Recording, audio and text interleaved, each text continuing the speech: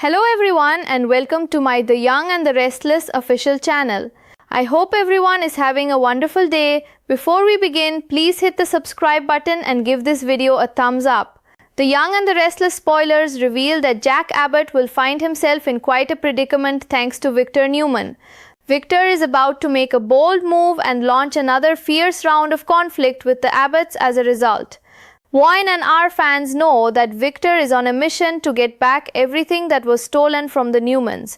That includes Chancellor, especially now that Billy Abbott is in charge. Billy is pretty much the last person Victor wants in Chancellor's CEO seat. Nicky Newman was running it until Billy struck a deal with Phyllis Summers and reclaimed the throne. That's why Victor will be incredibly motivated to get Chancellor back, even if it means going to extremes. In fact, Victor will probably love having a good excuse to make Jack miserable, which is exactly what his new plan will do. Victor has a fake kidnapping plot going on with Lily Winters and the twins, since Lily agreed to his plan, at least according to Victor. It looks like Jack will land in a totally different situation based on the latest spoilers. On March 5th, Jack will get a horrifying wake-up call. That certainly makes it sound like Jack will wake up in captivity somewhere, so he might be chloroformed to knock him out beforehand. Whatever the case, Jack will reel when he realizes he's become a hostage. It may not take Jack long to assume Victor's behind this and that he's pulled a wild stunt due to Billy's actions. The March 5th episode will also bring some terrible news for Billy, who'll face Victor's shocking ultimatum. Victor will make it clear that Jack will never be returned to his family unless Billy gives up Chancellor. There'll be a firm deadline since Victor will want Chancellor before the day's over. From there, Billy will bring Kyle Abbott and Diane Jenkins Abbott up to speed. Since Billy is self-centered and so focused on Chancellor control, Diane and Kyle may not trust him to meet Victor's demands. Regardless, the Young and the Restless spoilers say both Kyle and Diane will work on their own plans to free Jack, so stay tuned for all the kidnapping chaos. In the world of the Young and the Restless, peace never lasts for long, and just when the Abbotts think they've survived the worst of Victor Newman's wrath, the storm begins to gather once again. This time, it isn't subtle. It isn't strategic silence or whispered threats behind closed doors. It's war. Victor Newman, the legendary patriarch of the Newman Empire, is done waiting, done negotiating, done tolerating what he sees as betrayal. And now he's preparing to unleash a move so bold, so ruthless, that it will leave Jack Abbott reeling in ways he never saw coming. Because Victor is on a mission to reclaim everything that was stolen from the Newmans, and at the very top of that list, Chancellor. The company that once stood proudly under Newman control is now sitting in the hands of someone Victor cannot stand, Billy Abbott. For Victor, that is unacceptable. Chancellor was being run by Nicky Newman. It was stable, it was secure, it was family. But then Billy made his move. He struck a deal with Phyllis Summers, maneuvered behind the scenes, and reclaimed the CEO seat for himself. To Billy, it was a victory. To Victor, it was a declaration of war. Billy Abbott is the last person Victor wants anywhere near Chancellor's throne. The idea of Billy calling the shots, controlling the legacy, shaping the future of a company Victor considers part of his empire, it fuels something dark inside him. Victor isn't just motivated, he's determined. And if there's one thing everyone in Genoa City knows about Victor Newman, it's this: when he sets his sights on something, he doesn't stop until he gets it. Even if it means going to extremes, especially if it means making Jack Abbott suffer in the process. Because let's be honest, Victor never needs much of an excuse to make Jack miserable. But this time, he has the perfect one. Behind the scenes, Victor already has a twisted plan in motion. A fake kidnapping scheme involving Lily Winters and the twins. A plot Lily allegedly agreed to, at least according to Victor. The details are murky, but one thing is clear: Victor is more than willing to manipulate situations to serve his purpose. And now the fallout is about to hit the Abbott family in the most horrifying way imaginable. March 5th begins not with celebration or business strategy, but with terror. Jack Abbott wakes up, and something is terribly wrong. There's no familiar ceiling, no soft morning light filtering into his bedroom at the Abbott mansion. No comforting sounds of home. Instead, there's darkness, disorientation, the faint, suffocating sense that he is not where he's supposed to be. His head pounds, his thoughts are foggy, his body feels heavy, and then it hits him. He's not free. Spoilers suggest Jack receives a horrifying wake-up call, one that strongly hints he regains consciousness in captivity. It's possible he was chloroformed, knocked out before he even had a chance to fight back. However, it happened. The result is the same. Jack Abbott is a hostage, and the realization crashes over him like a tidal wave. Jack isn't naive. He spent decades battling Victor Newman. He knows exactly how the man operates, so it likely won't take him long to connect the dots. Billy reclaimed Chancellor. Victor wants it back, and now Jack is the leverage, the wild stunt, the ultimate pressure point. Meanwhile, across town, the other shoe drops. Billy Abbott receives devastating news, not a rumor, not a warning, an ultimatum. Victor Newman makes his position crystal clear. Jack will never be returned to his family unless Billy gives up Chancellor. Not tomorrow, not next week, today. There is a firm deadline. Victor wants Chancellor back before the day is over. No negotiations, no compromises, no delays. The message is brutal in its simplicity. Choose your company or lose your brother. For Billy, the weight of that choice is suffocating. On one hand, Chancellor is everything he fought for. He clawed his way back into power. He struck deals. He risked everything to sit in that CEO chair again. It represents redemption, control, validation.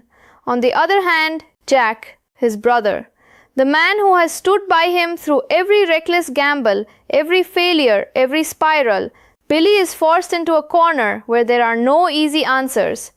And the clock is ticking. As the tension mounts, Billy gathers Kyle Abbott and Diane Jenkins Abbott to fill them in on the nightmare unfolding behind the scenes. The room is thick with disbelief. Shock turns to anger. Anger turns to fear.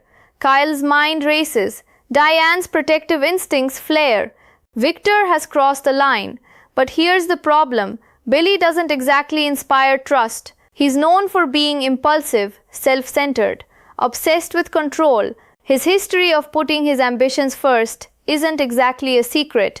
So when Billy insists he'll handle it, that he'll figure out a way to outmaneuver Victor, Kyle and Diane can't help but question him. Will Billy truly sacrifice Chancellor for Jack? Or will he gamble once again, believing he can outsmart Victor and save both? Diane, fiercely protective of her husband, isn't willing to sit back and wait for Billy to make that decision. Kyle feels the same. The thought of Jack sitting somewhere alone, disoriented, possibly frightened, it's unbearable. So even as Billy wrestles with Victor's ultimatum, Kyle and Diane begin crafting plans of their own. Secret conversations, urgent phone calls, strategic thinking. Every resource they have is suddenly redirected toward one singular goal: bring Jack home. Because if Victor thinks he can manipulate the Abbotts into submission without a fight, he's gravely mistaken. Back in captivity, Jack steadies himself. He forces his breathing to slow. He analyzes his surroundings. Even in fear, his mind remains sharp. He knows Victor well enough to understand this isn't random cruelty, it's calculated pressure. But what Victor may underestimate is Jack's resilience. And what Billy may underestimate is just how far this family will go for one another. As the day hurtles toward Victor's deadline, Genoa City becomes a powder keg. Victor stands firm, confident, unyielding, a man convinced he has orchestrated the perfect power play. Billy teeters on the edge of a choice that could define the rest of his life. Kyle and Diane move quietly but urgently behind the scenes, determined to beat Victor at his own game. And at the center of it all, Jack Abbott, a man trapped not just physically but caught in the crossfire of a decades-long rivalry that refuses to die. The question isn't just whether Billy will surrender Chancellor, it's whether Victor has finally pushed this feud past the point of no return. Because once you turn a man into a hostage, once you weaponize family, there's no going back. And as the clock strikes closer to Victor's imposed deadline, one thing becomes heartbreakingly clear. This isn't just about business anymore. It's personal. And the kidnapping chaos is only just beginning. The clock doesn't just tick, it echoes. Each second feels louder than the last, reverberating through Genoa City like a warning shot fired into the night. Inside his makeshift prison, Jack Abbott forces himself to stay calm.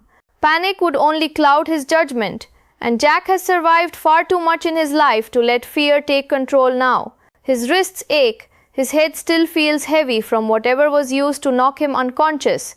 The air is stale, the room unfamiliar, but his mind is razor sharp. Victor Newman, the name settles in his thoughts like a cold certainty. This has Victor written all over it.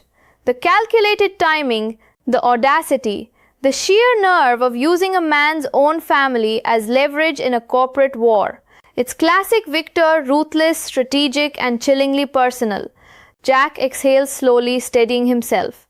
This isn't the first time Victor has tried to break him, and it won't be the last. But what gnaws at Jack now isn't just his own safety, it's Billy. Because if Victor has done this to force Billy's hand, then his younger brother is facing an impossible choice. Jack knows Billy's flaws. He knows how deeply Billy craves validation, control, and redemption. Chancellor isn't just a company to Billy, it's proof that he can win, that he's not the reckless screw-up everyone expects him to be. And Victor is exploiting that weakness. Across town, the pressure is suffocating. Billy stands in Chancellor's office, the office he fought so hard to reclaim, and it suddenly feels smaller. The walls close in. The desk that once symbolized triumph now feels like a trap. Victor's ultimatum plays over and over in his head. Give up, Chancellor, or Jack never comes home. The cruelty of it burns. Victor isn't just demanding a company, he's demanding surrender. He wants Billy to bow, to admit defeat, to hand over power and acknowledge that Victor still pulls the strings in this city. Billy's jaw tightens. But this isn't just about pride anymore. Kyle and Diane watch him carefully as he relays every chilling detail. The words hang in the air long after he finishes speaking. Diane's face drains of color at the thought of Jack waking up alone, confused, possibly restrained somewhere. She knows her husband. She knows how much he despises being controlled. The emotional toll of captivity alone would be crushing. Kyle's reaction is different, sharper, more immediate. His protective instincts ignite like a match striking flame.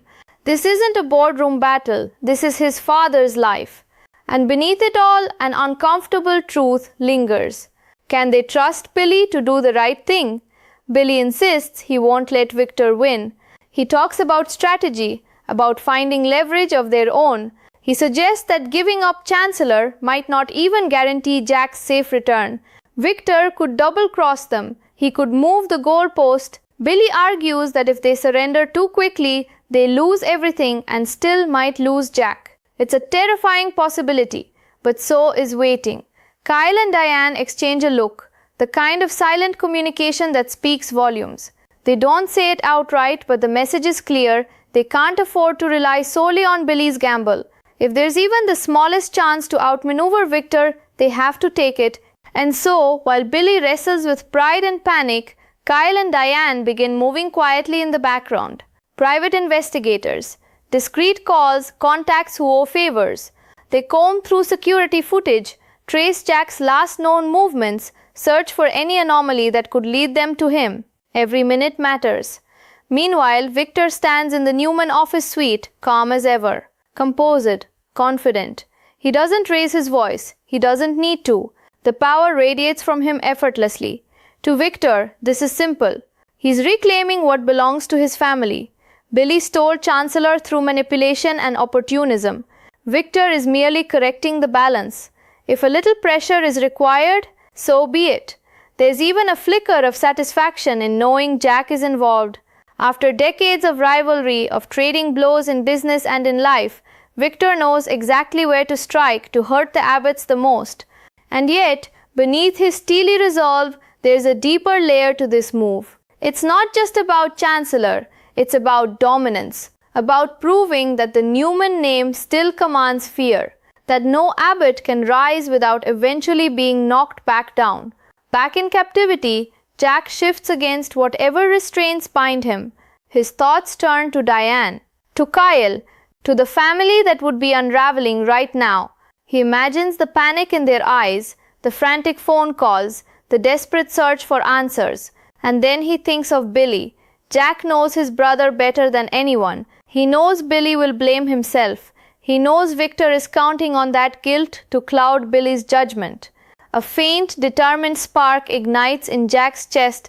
Victor may have orchestrated this, but Jack refuses to be reduced to a pawn.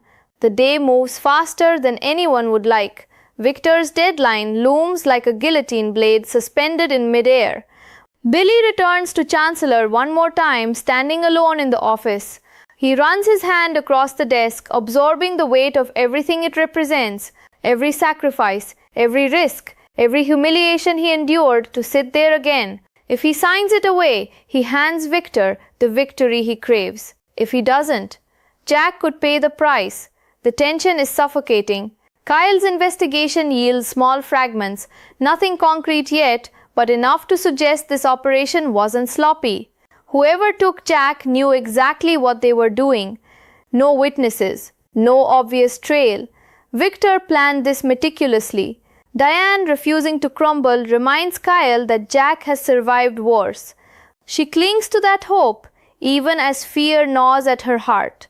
She believes in Jack's strength, in his resilience, but belief doesn't erase danger. As the sun begins to dip lower in the sky, painting Genoa City in shades of gold and shadow, the emotional stakes climb even higher. Billy's phone buzzes, a reminder. Time is almost up. Victor expects an answer, and in that charged silence, Billy realizes something devastating. There may be no perfect solution, no clever loophole, no dramatic last-minute save, only sacrifice, only choice. The war between Newman and Abbott has always been brutal, but this time it's different. This time the battlefield isn't a stock exchange or a corporate merger. It's family, and as Billy prepares to either bend to Victor's will or defy him entirely, one truth becomes impossible to ignore. Whatever decision he makes will change everything. Because once you weaponize love, once you make a brother choose between blood and power, there's no clean ending. There's only fallout. And the kidnapping chaos that has just begun is about to explode into consequences none of them are prepared for.